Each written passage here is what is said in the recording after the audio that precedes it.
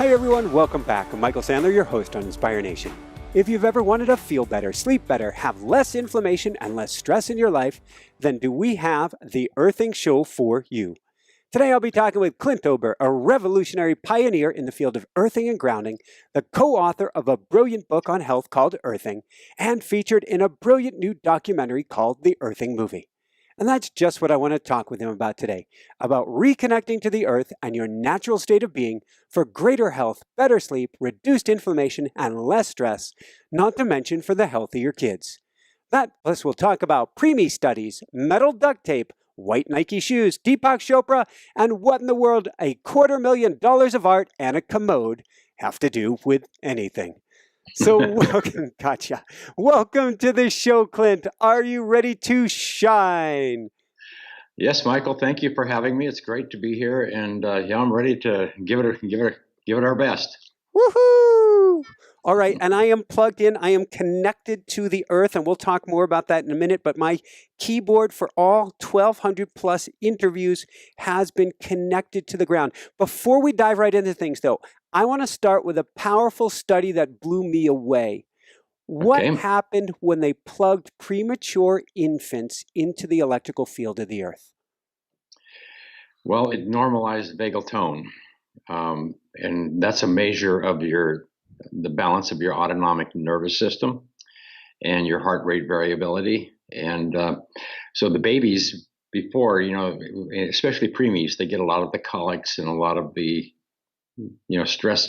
I mean, they're stressed. I mean, they're in a fight or flight state. They've been taken away from their mom and they're sitting there in an incubator. So they're really stressed. So as soon as we put the patch on them and grounded them to the earth, within less than a minute, I mean, we started to normalize the vagal tone. And so what that did was calm the autonomic nervous system. Parasympathetic comes up, quiets everything down. And then it just normalizes the vagal tone, meaning the balance of the autonomic nervous system, and then they calm down. They're not stressed. They don't have that anxiety and that irritability and that trauma. So it's pretty remarkable. I think they did, I forget the number, it was like 28 babies over a period of time. Yeah. And they were all premature. And the number one problem they have is the colics and all of the health issues related to being in that fight or flight state. And I've got to imagine it gives them a better chance to live if they're able to calm down, relax, if they're not, hyper breathing is the best way that I can put it, hyperventilating more or less, yes, because they're in that fight or flight response. Yes. Yeah, it's rather remarkable. I mean, it's kind of like, I could go on about that subject for quite a bit, but it's kind of like, the people that I have over the years when I've grounded, especially a lot of the ladies with MS, lupus, and health disorders of that nature. One time I started, asking, I said, what happened in your life prior to this manifesting? Like you didn't have MS when you were born, what happened? And over a period of time, I kept hearing these stories like, a great loss. I lost my parent, I lost my job, I lost my house, I lost a child, I lost a relationship, whatever it was. And so they ended up being in a elevated sympathetic state, and like cortisol, like fight or flight, in the fight or flight state of it. And they weren't able to get out of it. So what happens is when you're in that state, you release a lot of cortisol, which keeps the state elevated. And then as time goes on, the cortisol will create inflammation. The inflammation will create anxiety, irritability, pain, and then that creates more stress. So it's a vicious cycle. So they end up remaining in this chronically elevated sympathetic state. And so what I try to do is I go back and I tell this story that when I was young, I used to live in a ranch up in Montana, and some summers we would have, an explosion of jackrabbits. And so it was always interesting to And that watch. jump in front of your car, if I might add, Clint, I Oh, couldn't absolutely. avoid them up in your neck of the woods. I know it's crazy. And but anyhow, so there's also a lot of coyotes. So the rabbits are always sitting there eating the grass just like they normally do. That's what they do. And the coyotes are always sneaking up on them, trying, because their lunch is the rabbit. And so, but generally what happens is the coyote's sneaking up and the rabbit is sitting there just, eating grass like normal. And the coyote jumps, the rabbit springs, and then he'll zigzag back and forth across the pasture. Coyote will try to catch him. The majority of the time, the coyote runs out of energy and the rabbit runs just a little bit further, and he sits there and he'll be shaken like a leaf. And then all of a sudden he'll have this one great big shake and release. And then he goes back to eating grass like nothing ever happened. And so it's the fight or flight. That's the way the fight or flight works. But today, we as humans, we live in this world where we're always in a constant state of fight or flight, because the phone, going to the mailbox, going to work, traffic, kids, everything goes on. So our sympathetic responds to everything that goes on in our environment, everything in our lives. And if you don't ground out the effects of that, and that's what happens with the rabbit. The rabbit, he grounded out that excess cortisol stress, and then everything went back to normal. But if you stay in that chronic state for too long, then that's what underlies a lot of the autoimmune diseases. It's what promotes the inflammation that ends up promoting a lot of the autoimmune health disorders. I don't know if that makes sense, but it does. And I want to dive into a lot of the science behind it. First off, you got me thinking about a recent guest that we had on the show, Dr. James Gordon, I believe it was, who was talking about trauma. And one of the techniques you can use to start to move past PTSD is literally a shaking exercise to shake or release off that energy, which is what you're doing by grounding into the earth. But then you share a story in the documentary that's fascinating about a girl who had scarlet fever. Yes. And what the elders did with her. Well, yeah, when I was quite young, I spent a lot of when I lived out in the very rural area. So my best friends growing up were Native Americans, some of them. And I remember one night going home after school, and one of my friend's sister had scarlet fever. We didn't really know what it was. It was just a mysterious disease. But they'd taken her to the doctors, done a lot of things, but she kept getting sicker and sicker. So finally, I came home one night, and they were digging a pit in the ground, kind of a sandy soil pit, and they put a little bit of straw in it, and they laid the girl in it, and they lit a fire, and they just sat there with her. I think I call him one of the elders. And they just sat there with him. And I don't remember how many days this went, but it went on for a few days. And then all of a sudden, one day she got up and she was out running around, looked normal and healthy, and everything seemed to be fine. And so I relate that back to, if you ever watch the animals, like the dogs, cats, they get sick or they get injured, they'll go dig up a little ground, the soil up, and lay in the ground until they heal up. I've got goosebumps. My dog Pumpkin, my coyote mix, was with me for 17 years. She struggled with cancer on and off for 10 years of her life. But when it was finally overtaking her, she could not settle down in the house. She was so uncomfortable. We would take her and put her on the grass, and she would have a smile on her face. And in fact, for the last 48 hours of her life, we did not leave that grass or by her side. And it helped her feel so, you could literally, freaked out, panicked, in pain in the house, on the grass, chill, relax. Let's talk about what is earthing.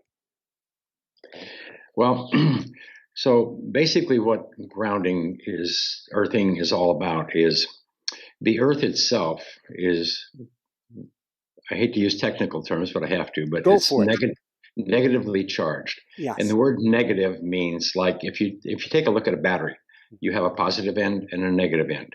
The positive end, there are no electrons. The negative end, there's an excess of electrons. And so you put a light in between and you turn a switch on, and the electrons will travel from the negative side to the positive side until they're all used up, then the battery's dead. So the Earth itself is negatively charged. It's about 20 to 50 millivolts negative. So that means on the surface of the Earth, there's an abundance of free electrons, and they're free. They can move. If you've seen lightning, you've seen electrons being able to move and reduce charge in the clouds. Everything electrical in the world, all of our electrical grids, many of our home appliances and everything, they're all grounded to the Earth. And so what they're doing is when you connect something to the Earth, then it equalizes with the Earth. So if you take your computer and plug it in and it's grounded, then the chassis of the computer will have a negative surface charge. On the chassis of the computer, it'll be minus 20 to 50 millivolts. Now, when you were in the cable industry for a long time, in fact, largely responsible, if I understand right, for cable routers, which is a whole nother story to itself. But you found very quickly, if the cables weren't grounded, plugged into Earth, the signal was, in technical terms, all messed up. Yeah, what you have is noise. You have a lot of noise. And a lot of it just because the system is an aerial system, meaning in the wind, and you have all of the atmospheric static, the wind blowing creates static electricity, the dust, everything that's going on out there that creates a lot of noise. And then you have lightning. And so you have to ground everything so that it maintains the electrical potential of the Earth, or the surface of the Earth, so that reduces all this noise and this charge. It dampens everything so that you have a good signal, good clean signal. And that's kind of how I related it to the body in the early days, that the body's kind of like a cable system inside. It has nerves running everywhere, and it has a myelin sheath, which is a dielectric, meaning it doesn't conduct anything, and it shields the nerves, and it goes on and on. But the main thing is to maintain electrical stability, to maintain a clean sound, a clean picture, clean data, and so on. And there's a book from the 80s, and I'm forgetting the author right now. It's one of the most brilliant books I've read, called The Body Electric. Yes, Becker. Yes. And people think, well, I'm not electrical, but go into the doctor and have an EKG or an EEG or anything with a G in it. And what you're going to find, or a brain scan, is that we're an electrical system, aren't we? Yes. Every cell in the body functions electrically. In order for it to take nutrition in and take whatever out, the cell has to depolarize and repolarize, meaning you have a negative charge on the outside or the inside, and you have one of them is like 15 millivolts, one of them is 75 millivolts, and every time those discharge, they pump nutrition, whatever, in and out of the cell. So that's an electrical phenomena, and that's kind of how earthing came about all the way around. Because eventually, once what I learned was that, it's quite by accident, that when you ground the body, then if you have any pain or inflammation in your body, and back then the word inflammation was not really in the language, but if you have pain in the body, then the pain goes away. And it's kind of like, well, how does that happen? And nobody knew. I didn't know. I did a lot of search in the medical industry, medical libraries. Nothing. You talk to docs, nobody could get their head around what I was talking about. But what I did know for sure is, whether it's an animal, a plant, or a human, when you touch the Earth, when you are connected to the Earth, your body's going to be at 20 millivolts negative. And what that means to me, in the early days, common sense, cowboy logic, you can't have charge in a grounded object. You can't have charge in a grounded body. And I didn't know how the immune system worked, or how the body worked in the beginning. I just knew that if you had pain, the pain would go away. Let me pause you for a second. I want to dive into inflammation, but I want to talk about the soup that we're swimming in. I joked in the beginning about white Nikes, and we are swimming in an electromagnetic field, aren't we? Yes. Yeah. If you are not grounded, like an animal or a tree would be grounded if they're outdoors sitting on the earth. Okay. If you are not grounded, and you've noticed that trees will grow into power lines, it doesn't hurt them at all these kind of things. But if you are not grounded, you are an antenna.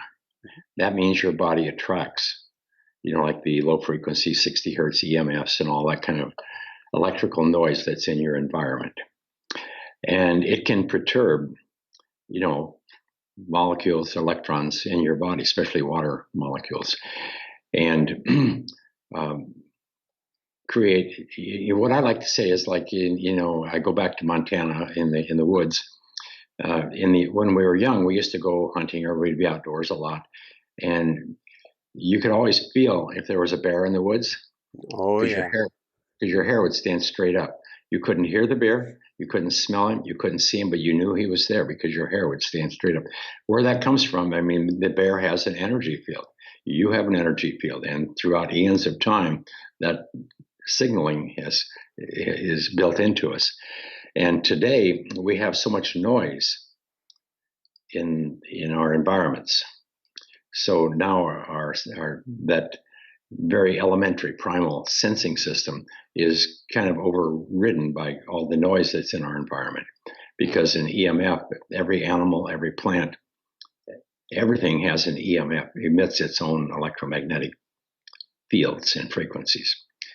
And so when you are grounded to the earth, then your body is equal to the earth, and you have the earth will actually pushes these these fields away from you. But when you are not grounded, then your body, the fields try to pull the electrons in your body into compliance with the energy source. And it's kind of too technical to get into, but if you are ungrounded and let's say you hear a car go by, or you hear noise, whatever. So your sympathetic nervous system is going to respond to everything in your environment, no matter what it is, whether it's noise, wind, heat, cold, somebody drops a fork, anything goes on, your sympathetic nervous system is going to fire. It's going to respond. Yeah. It's part of the fight or flight. On the other hand, you have your parasympathetic, which operates pretty much with hormones. So every time, and what it tries to do is release enough hormones to calm you down just enough so you can think. So you have a few split seconds to make a decision. Do I run or do I fight? And that's all good. The problem is we live in a chronically elevated sympathetic state because of all this noise, this electrical noise. Mm-hmm. All noise is electrical, whether it's sound, heat, cold. It's all, in a sense, electrical. So when you are not grounded, then you have 1,000 bears, attacking, or 1,000 coyotes after you. Yeah. And so, but the parasympathetic is sitting here pumping hormones, and then all of a sudden, eventually, you suffer what is called adrenal fatigue, because the sympathetic keeps working, keeps running, but the parasympathetic is running out of resources to dampen the effect of the sympathetic response. And so then eventually the cortisol, creates, now that can create more pain because you've lost your ability to modulate or, to dampen that sympathetic response. So then now the sympathetic is running wild, and so it's over responding. And it's a lot of people who have like fibromyalgia. It's kind of related to that, because now they have phantom pain. It's running all over the place, and they don't know exactly what it is sometimes. And but they're super sensitive to everything: touch, sound, everything, cold, temperature, everything, and electric fields for sure. And so you have to get grounded in order to protect yourselves from these frequencies. A lot of these frequencies you can't really protect yourself from because they're too high frequency. But you can't. We created an artificial environment that we're living in, and then we've energized it with all of these electric fields and all this and unnatural noise. And our nervous systems, everybody's nervous systems is just like this. So the only thing you can do is put your feet on the ground and ground it out. It's making me concerned, particularly concerned, and we'll shift topics from here, but it's making me very concerned of this new generation of cell phones that are coming out with such a high power and close proximity, and what that will do. I think that's I'm not sure that grounding will be the entire answer, but I think we're going to need to spend a lot more time plugged in and as close to Earth as we can. Let's switch gears from here and let's talk about inflammation and what happened when you first introduced this concept to Dr. Stephen Sinatra. Well, I had been working on it for a couple of years, and I'd actually done a couple of studies. And what we learned was that, first of all, the first study was more anecdotal. So we learned that if you ground a person and have them sleep grounded for a period of time, all kinds of benefits started showing up, like TMJ improved, PMS improved, just pain went down, sleep improved, and so on. But the second study we did was to measure cortisol. So that's why I know a little bit about cortisol. And so we saw before everybody's cortisol, we would measure the cortisol every 4 hours for 24 hours and then put all the profiles together. And so everybody's cortisol looked like spaghetti in the 24-hour circadian profile. And so then after a month or 6 weeks grounding, then everybody's cortisol synchronized. They all came up appropriately at 4 a.m. Up to about 6, 8 a.m. And then it drifted down throughout the normal cycles throughout the day. And then at night, it was the lowest. And there we learned that if there's only one reason you can't, on this planet, you can't sleep, because your cortisol is out of whack. Because sleep is autonomic. Sleep is natural. It's like breathing. It's going to happen unless you're in a fight or flight state, unless something's on your mind, something's eating at you, something's disturbing you, and you're responding to it, even though it's subtle sometimes. You have to keep me on track here when I get off on some of these tangents. So we're going for sleep, and then we'll go into inflammation. But the sleep is fascinating, and it's important for people. And I know personally how much better it is if I sleep grounded. It changes everything. Yeah. Well, the sleep is, the number one reason people can't sleep is, their cortisol is disturbed, but the cortisol creates inflammation and pain. But if you reduce the inflammation and pain, then people can sleep. So it's you brought it back well. So what exactly is inflammation, and what was Dr. Stephen Sinatra telling you about this? Okay, the inflammation was really interesting, because when I first found out had done the studies, I had been talking to a lot of doctors. Nobody really understood it. They didn't understand anything electrical. All they understood was, chemical and so on. So anyhow, we sat down with Stephen, who was a cardiologist, and he understood the body from an electrical point of view, because the heart's electrical. Everything is the brain. Everything is connected.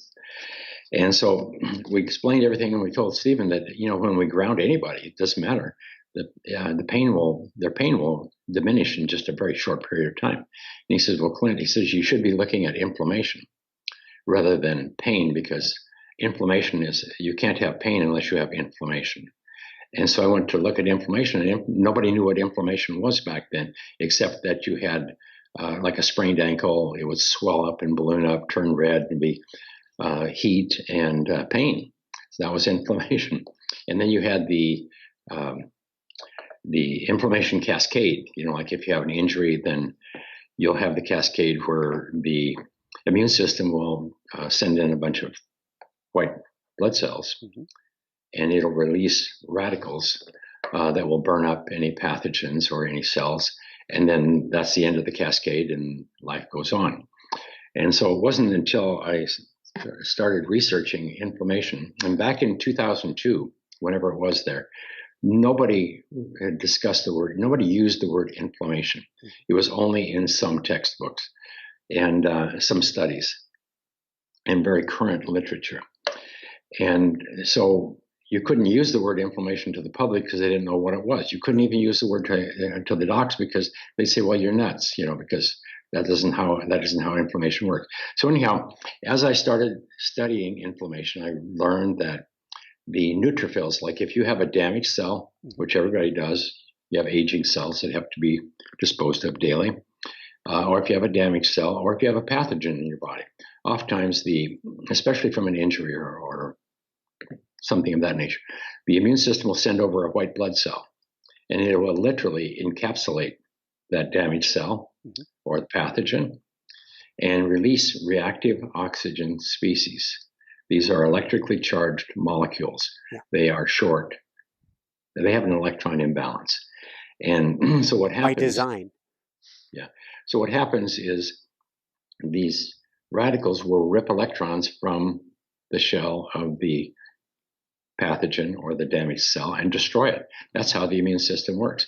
But as soon as I heard the word, reactive oxygen or reactive, I knew that, well, this is electrical, because that's meaning this is an electrical event. So then I looked at the immune system from that point on as being electrical, meaning that it's an electronic phenomena. Yeah. So if you now then started pasting it together, so started looking at, okay, well, people have inflammation, and a lot of people have, what do we call them? The degenerative health disorders or the autoimmune. Mm-hmm. And so the immune system is dysfunctioning. And I happened to have a few subjects who had lupus at the time. And lupus is where, the word lupus means wolf in German. And so it means that, a wolf will chew its leg off to save its life. So what you have here is the immune system destroying a liver, or destroying the myelin sheath, or destroying platelets or something in the body. And so the body is attacking itself. That's how that word comes up. And so in looking at it, then I started to understand that, okay, here's an immune cell that's oxidizing a pathogen or a damaged cell. And when we ground the body, what are we doing? There's only one thing we could possibly be doing. We're flooding it with free electrons. So what happens is then you have to use cowboy logic. It's the shoes, because we've had rubber shoes for 100 years, but in the 1960s, when we invented the simple plastics, and that's when we started making all of the grounded carpets and started putting plastic soles on our shoes, and especially the athletic shoes. And so this came to me. I'm not smart enough to figure this out. It just intuitively came through that, okay, so if the body if we're pouring electrons into the body, it's like pouring water onto a fire, because it's the same process. And so now what's happening is you have a pathogen, or you have a damaged cell, and again, the neutrophil comes over there and reduces the radical. And then if there's any excess radicals left over from that response, that immune response, then they're only going to last 3 or 4, 20 nanoseconds at most. And they're going to latch on to an electron from somewhere, steal an electron, so it neutralizes itself because it's electrically charged. Yeah. And so it's just looking to neutralize. So it reaches over and grabs a cell from a healthy, an electron from a healthy cell. Yeah. And that damages that cell. And so now the immune system sends another neutrophil over, cleans up that mess. And so it's ongoing collateral damage. It's like a log on fire. It's a slow burning fire. And so that's when I was able to put together. So it doesn't matter what's wrong, as long as if you have inflammation, all we have to do is put a patch on or ground you, take your shoes off, your hands, put your feet and your hands on the earth and keep you there for 20, 30 minutes, and your pain will come way down. Then the healing of the damage that has been done by the ongoing oxidation, that may take time to repair and for you to fully recover. But that hot burning pain stops, and then the healing process can kick in. So that's how we made the connection between that humans accidentally disconnected from the earth and we lost our natural ground. Because when the body is grounded, when it's at earth potential, it's negative. You cannot have inflammation in a negative environment. I love it. And a last note on this, and then we're going to switch gears, is I call it sticky blood. what's going on in our blood that's creating cardiovascular disease, that's creating high blood pressure, which has to do with inflammation as well. Yeah. Well, this was really, again, with Dr. Sinatra and Dr. Chevalier. Everybody, nobody could really understand how the electrons from the earth got into the body and how they went and put out the fire of inflammation. To me, I just know that kind of electrons take the path of least resistance to a charge, and that's simple, math. But so in the body, you have a lot of inflammation. If you have any inflammation, you have a lot of inflammation. It may be subtle and it may be more concentrated in one area. That's where you're going to feel the pain. But so anyhow, what happened? What we learned was we were forever looking. So what's the mechanism of action that allows these electrons to get to the site of inflammation and reduce the charge? So Stephen, being a cardiologist, and we knew that as soon as you ground somebody, 15, 20 minutes later, the color comes up, the skin color comes up. Yeah. And so then we knew that blood was involved. So we started looking at blood before and after grounding. Our first little test, we saw that before, everybody's blood was kind of in a rouleau formation, thick and sticky, and kind of like popcorn and so on. So it stick together in static electricity. And everybody's blood was a little different, but it always had some kind of rouleau formation. And so we took a group of, I think, a dozen cardiologists back in Essex, Connecticut. They're all Stephen's friends. And so we drew blood from each one of them, looked at them under a dark field or a white field. And then we grounded them for 30 to 40 minutes each, and then drew the blood again. And before, their blood was all kind of kludged up, thick and sticky. And afterwards, everybody's blood separated and looked perfectly smooth. The red blood cells were all easy to see, and so they were more fluid. We reduced the viscosity, and so then we did a second study, and we wanted to figure out what exactly was happening to the blood cells. So we measured the electrical surface charge on red blood cells. Yeah. Before, it may have been negative. Maybe it has to be negative, otherwise it's glue. It'll bond. It'll electroplate. I mean, they'll stick together. So, but the body had, the average person had like the red blood cells were like 5 millivolts negative. As soon as we ground them, they went to 15 to 20, and then the blood all separated. So what happened was the more you increase the surface charge on red blood cells, then like little magnets, little negative magnets, you push them together and they'll push each other apart. So red blood cells cannot stick together when you're grounded. And now the red blood cells can get in and out of the capillaries, oxygenate the tissue, because they're not stuck together. They go in single file and do their magic and take the oxygen in, take whatever out. And so it's a beautiful, elegant system. So animals in nature, they don't have thick blood. And it's just that is the phenomena. That was the discovery. That is the mechanism of action. Because now, if you have a pocket of inflammation, the blood can go in there, and it can give up electrons all the way. I mean, if it can still function at 5, it can give up, a third of its electrons to reduce that inflammation and go back through another cycle in the system, which only takes a minute or two, and it keeps the electrons flowing, the free electrons flowing. And when we're plugged in, there's an endless supply. Yes, it's an endless supply. The Earth is infinitely large, and and we're infinitely small comparatively speaking. But there's always there's a reservoir out there that is infinite. Thank you. So let's switch gear from here, and let's talk about children and going on barefoot, and what's going on with our kids today. Well,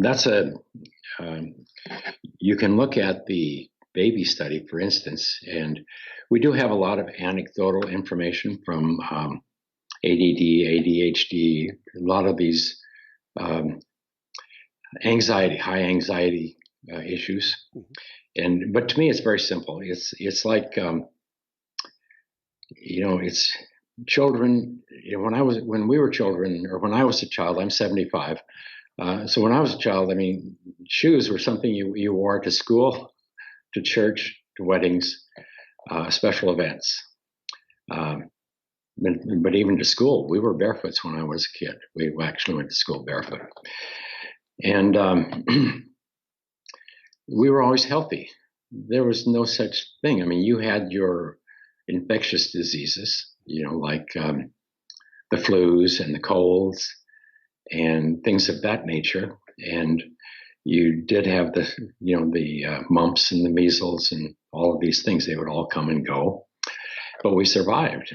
And today, it's like a lot of people say, well, it's, from the reason our children are sick is because of the food, it's because of EMFs, because of all these different things.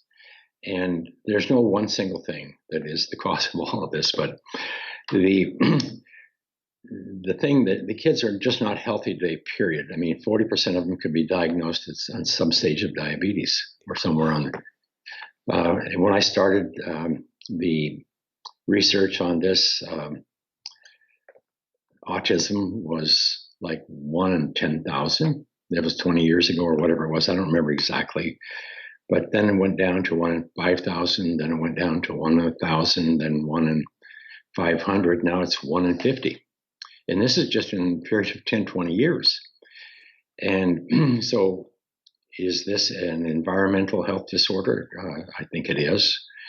Meaning something in our environment is stressing the immune system sufficient that the body can't maintain proper health in our children. And so the first thing I do is look to the shoes. If you take a child who is, I don't care whether they have autism, I mean, if it's mild autism or whatever the issues are, you take them outdoors, take their shoes off, they turn into different people. Their color comes up, their energy comes up.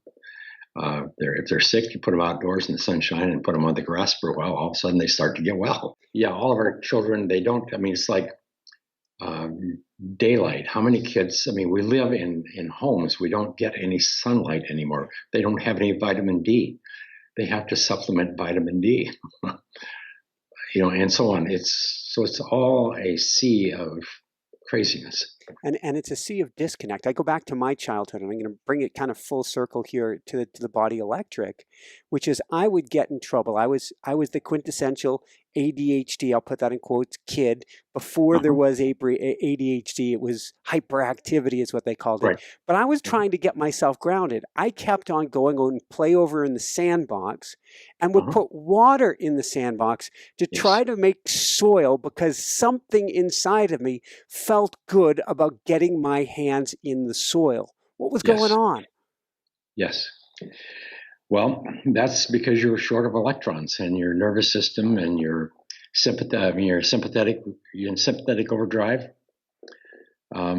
anxiety, irritability, and all the related issues there. And then eventually the immune system becomes so compromised that it can't fight off the normal day-to-day assaults from pathogens and viruses and so on. And I knew that getting my hands in fact, it's in the documentary. What is the group Kiss the Ground? Yes. In fact, there's even a clip from some of those folks in the Earthing movie. And, it's the soil. In the soil, if you take a microscope and look at the soil, there's a whole universe of life there that is just absolutely stunningly phenomenal. And so the health of our soil is, to maintain that bacteria that keeps the soil, the processes the soil, keeps it alive. The soil is alive. And if you grow things like in live soil I'm talking about not our manufactured pesticide, artificial fertilized soil today, but everything's sweeter, it's different, it's better, it's more nutritious, because that's what you're eating is nutrition. And so there's this systematic thing between us and the soil and the plants that we eat and the air that we breathe, and it's all connected, it's all one thing. So the soil is much more significant than any of us can even recognize because we've lost touch with it. The smell of soil, affects us. Everything about soil affects us. Jessica and I, when we lived on Maui, we used to go to a biodynamic farm where the farmer says, we're not growing crops, we're raising soil. And we would Yes. go barefoot, walk around the farm. Occasionally you get a sharp sticker in you from something rogue in there, but it would still feel so good to be connected to good, healthy soil. And our skin and gut bacteria are basically the same thing inside out. And touching that soil was literally boosting our immune systems. Absolutely. Yeah. It's a unbelievable. I mean, you've got to get in the dirt. You've got to spend time in the dirt. You've got to touch live plants. You have to be a part of this. You have to connect to it because it's a balance. And when it gets out of balance, it's like, I hate to say things like this, but when I was young, very young, I remember we were deer hunting one time, and my grandfather, I was getting ready to wash under my arms because I was sweating and whatever, and he knocked the soap out of underneath my arms, and he said, no, just don't ever wash under your arms. Don't ever use soap to wash under your arms. And I thought he was nuts. And and so on. But to this day, I've never used deodorant. And I don't have this body odor that most people have. So when you do things, I mean, everything in your body has pockets and different types of bacteria on your face, on all your skin. There's just untold amounts of different families of bacteria that live on you, but they keep you healthy. They keep you alive. And I can't tell people how important it is. Like when we were kids, we went barefoot out in the pasture. I mean, if we hurt ourselves stuck on a thistle or something, we'd go put our foot in a cow pie because they were sanitary. I mean, it was, how do I say that? Well, they're dirt-making machines. Yes, yes. So, but that's what my dad told us to do. Just go put your foot in the cow pie and it'll take care of it. And there are people listening right now who are completely aghast. However, I'm sure there's the science to back this up. I've seen it anecdotally, which is when we have a hyper clean house where we're going after it with Lysol or disinfectants or antibacterial. That's where you find a large amount of, and forgive me, folks, that I don't have the science to back this up, but I've seen this. You have a large amount of immune system going out of order because the person's microbiome is now out of order by, there's even a term for it, hygiene something. I'm not going to come up with it right now. Yeah. Yeah, it's kind of hard to get your mind around it because we've all been sold, I mean, cleanliness is important. Yeah. Hygiene is absolutely critical in order to maintain health. But if you look at the indigenous cultures, they don't use hygiene it's primal. I mean, we have our self-cleaning systems, and it's the bacteria on our bodies to a lot of degree, in our mouths, in our gut. And but you take all of, I think the reason that so many of our children their health is compromised because their immune system is compromised. Because the way I've always looked at it, and I can tell another story. I don't want to be, my stories are a little crazy sometimes, but I remember when I was very young, yep. My granddad took me out in the pasture and he put me on a horse and he said, okay, now you're a cowboy. And here's what cowboys do. They sit on a horse all day, boring as can be, and you're sitting there watching the animals.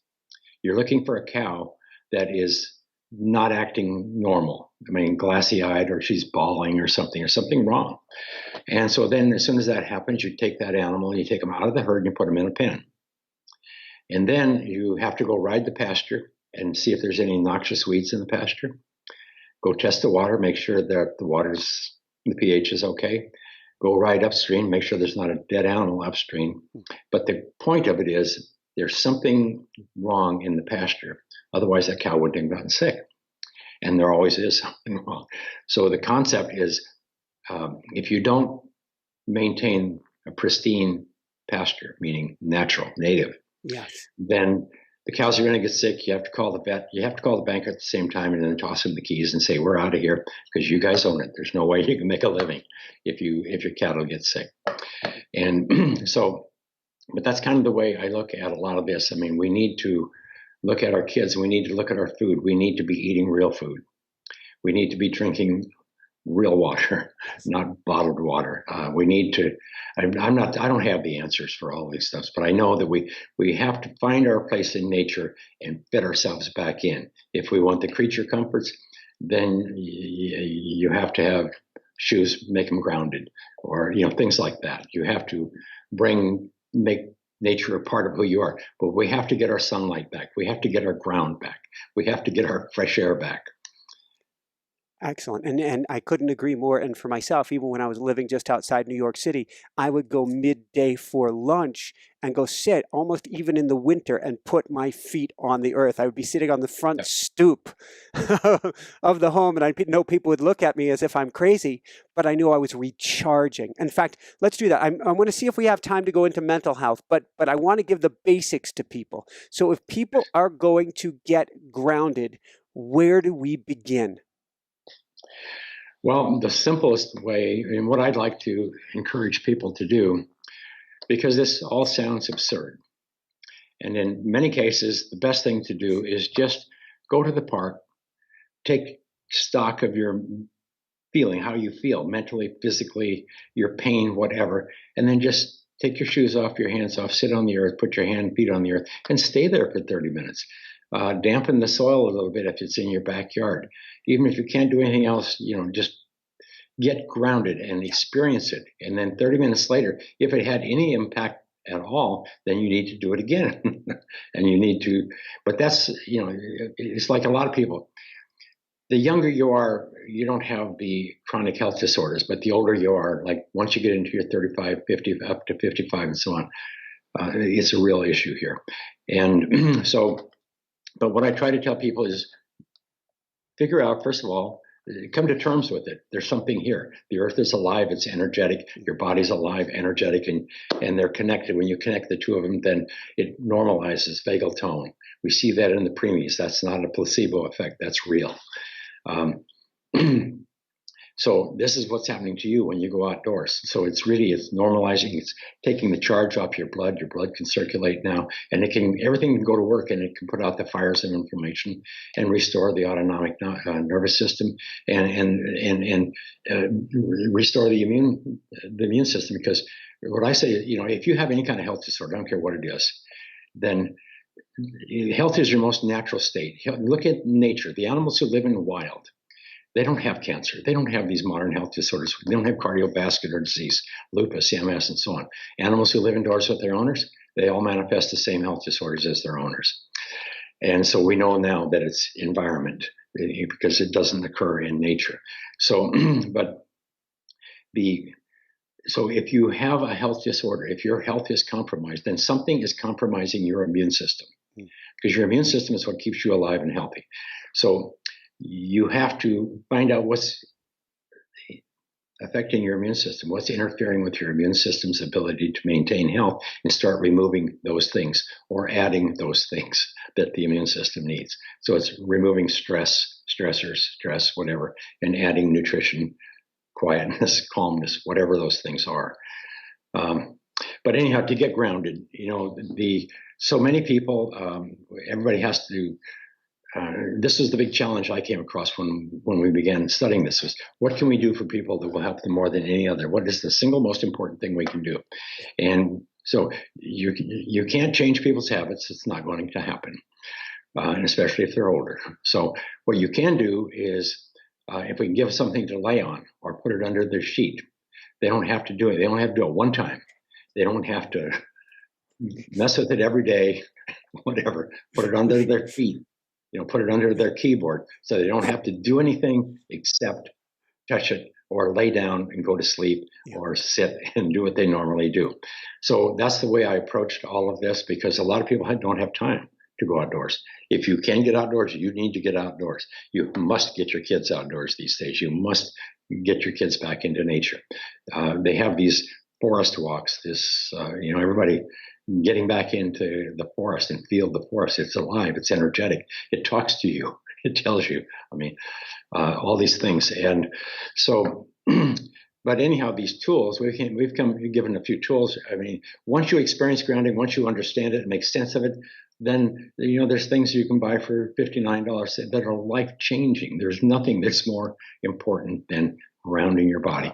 We spent 20 years doing the research, 25 peer-reviewed studies.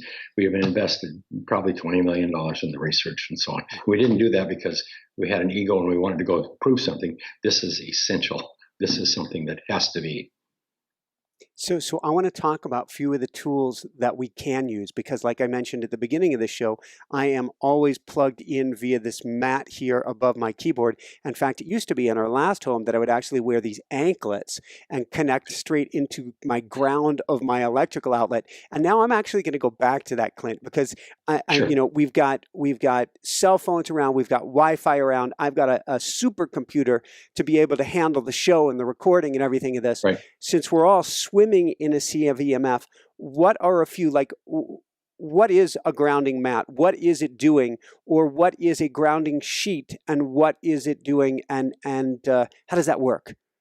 Okay. It's really simple. It's like your refrigerator has a metal housing and it's connected to the electrical ground that goes into your electrical ground outlet. So the third prong. Yeah, many of the devices in your environment, your computers and all that kind of stuff that are sitting there, they're all grounded. They're not doing anything to you. They're grounded, they're shielded. You have an LED screen or you have a liquid crystal, whatever screen. You don't have the old cathode ray tubes shooting Blasting electrons. you. Blasting you. So your environment is probably is safer than you realize. If you have an ungrounded laptop and you're charging it, and it's not grounded. I mean, the port isn't grounded. Those are problematic. But anyhow, so what's happening is the reason you ground that computer is you want to shield it, the workings, the internal workings of the computer from getting into the environment, and you want to protect it from environmental electric fields getting into the motherboards and all that kind of stuff and so on. So everything is shielded, and refrigerator shielded because the motors move, and if they ever get an electrical short, you want to be able to blow a breaker so the chassis will do that and protect you. So it's the mats that we have, the sleep products that we have. Is, for instance, they have carbon.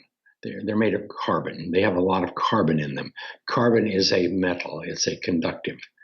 And so it's like metal on the refrigerator or anything else. Spark plug wires are made of carbon. Various wires are made of carbon. We're made of carbon. We're primarily carbon.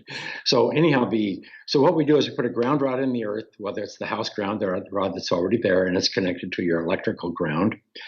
Or whether you stick a ground, if you don't have one, you stick a ground rod in the ground and you bring a wire into the home. And so you have a source. So what you've done is you plugged into the earth there. Now you take a sleep mat or a grounding mat or a grounded computer, whatever, and you plug it into the electrical ground, and it is now connected to the earth. And so the earth's electrical potential energy will come up that wire and energize and hold that anything that's connected to it at earth potential, meaning it has the same amount of electrons per square as the earth does itself. So now you, as a person, you will lay on one of these products, or you touch cold water pipe, whatever, doesn't matter, because they're grounded. And so you lay on it, and then your body becomes negatively charged. The mat is negatively charged. You lay on it, your body becomes negatively charged. So you're now in the umbrella, the electrical umbrella of Earth's electric field, and you are protected, you are shielded. So now your body can absorb electrons, release electrons. The electric fields in the environment, especially the low frequency, are bounced off. They don't affect your body. The high frequency, there's lots of debate out there.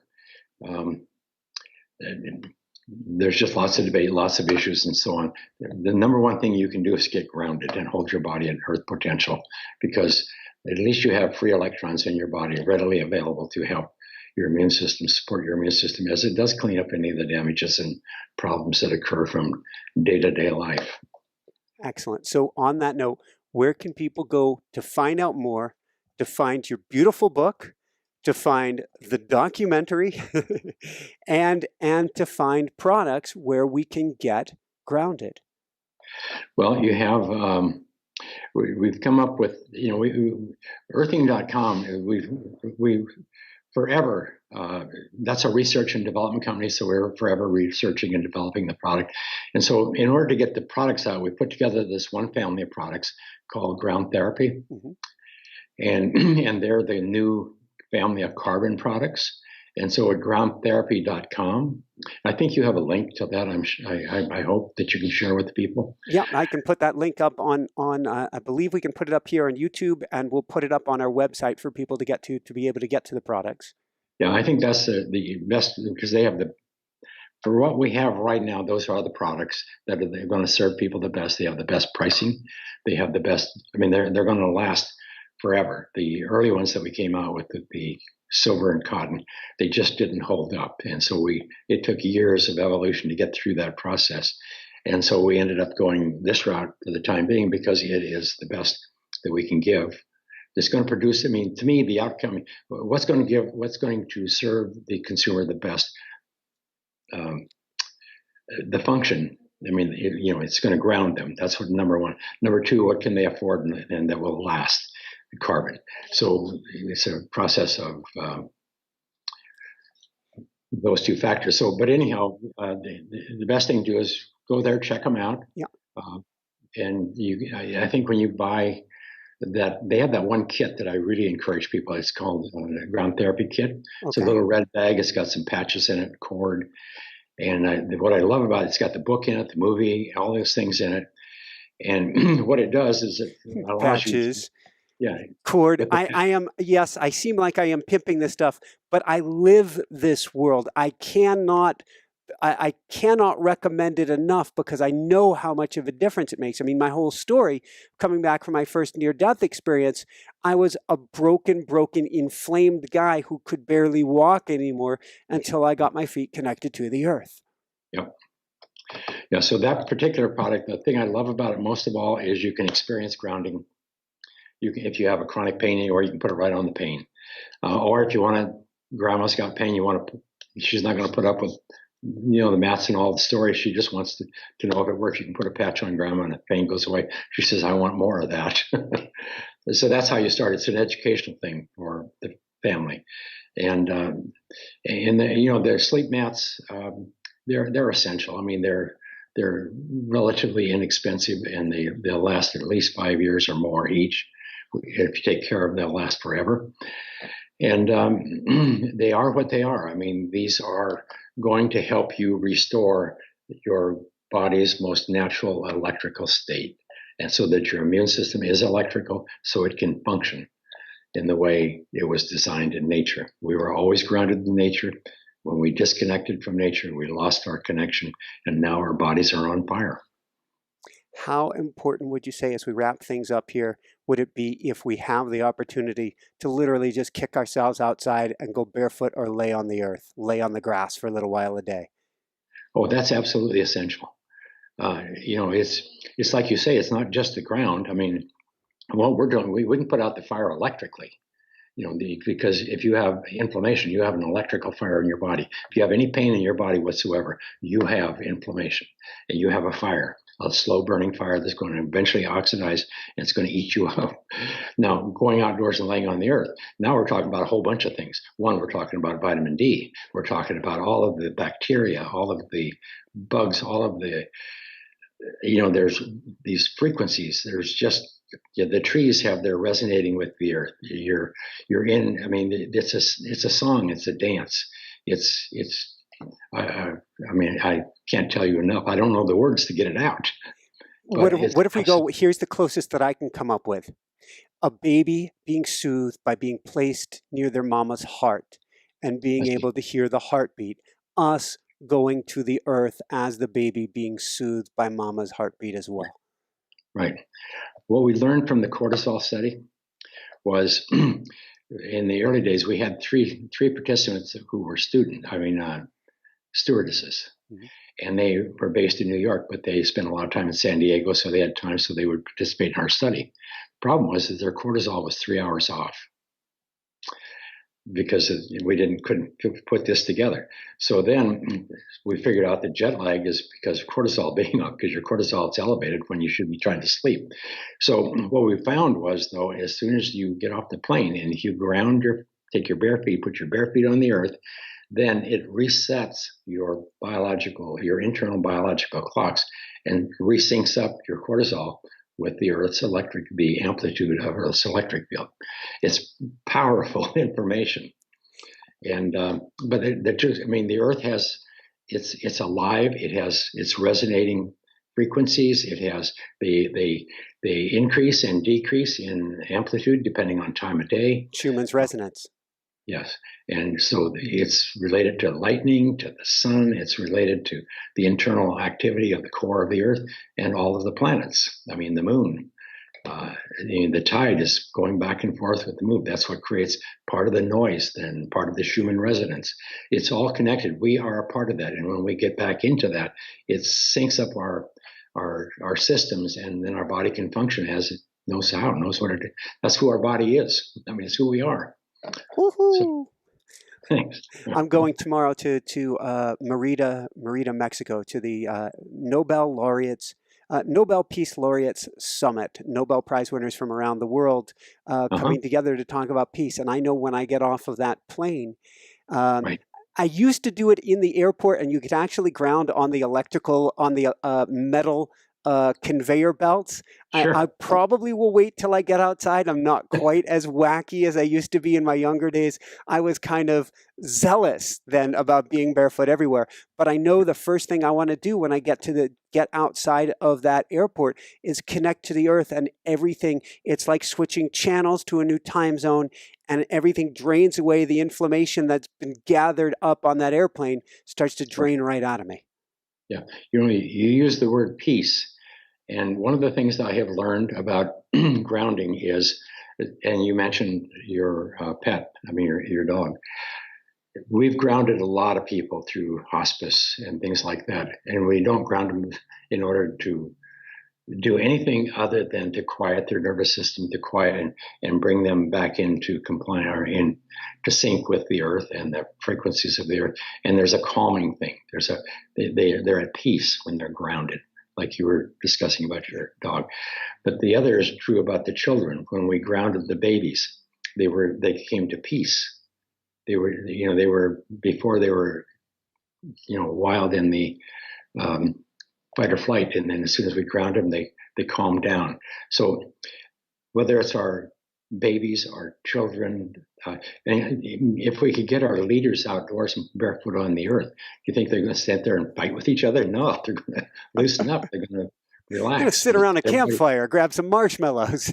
Yeah, because everybody's so stressed up. I mean, because of the anxiety, irritability, the pain, and the frustration, and they don't even know what it is. They're so used to it.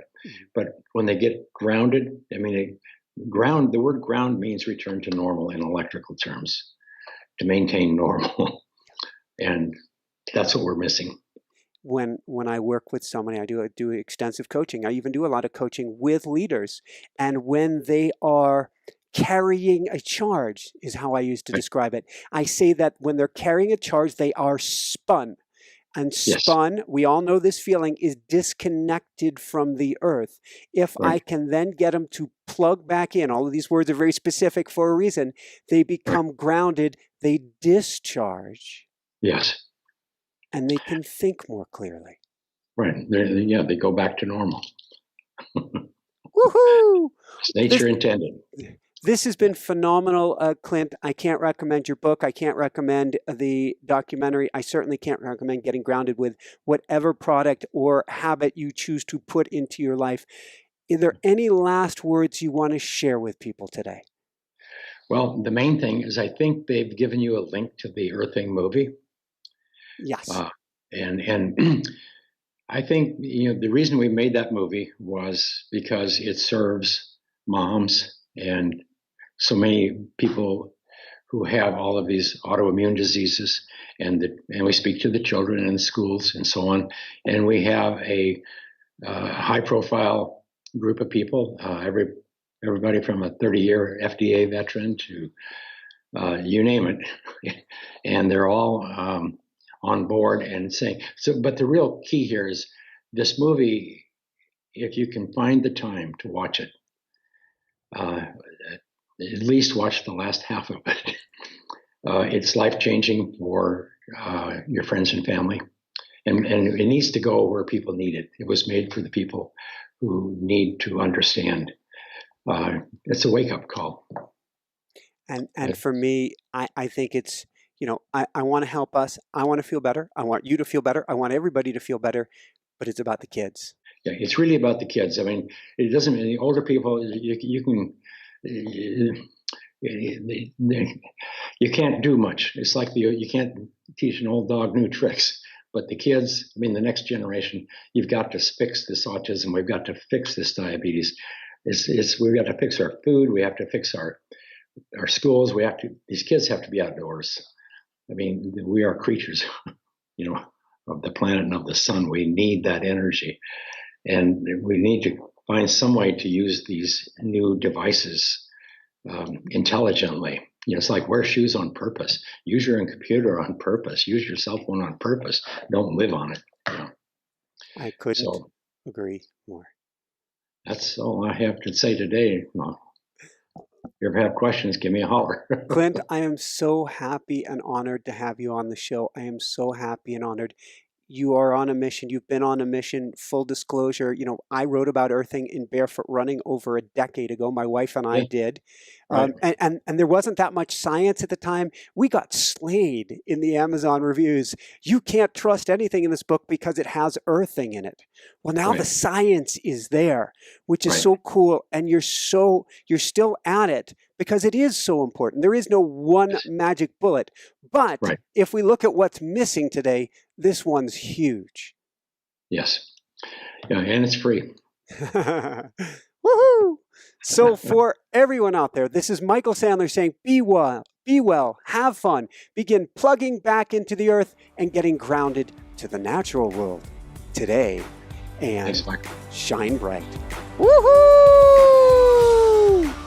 Thank you so much, Clint. Yeah, thank you. I knew that you would end up being an advocate here. Here you are. That's all great. And that's what it's all about. So anything I can do to help out, all you got to do is holler. I just had the most remarkable interview with Clint Ober on the benefits of earthing and grounding. To check out more amazing videos on boosting your health, click here, subscribe below.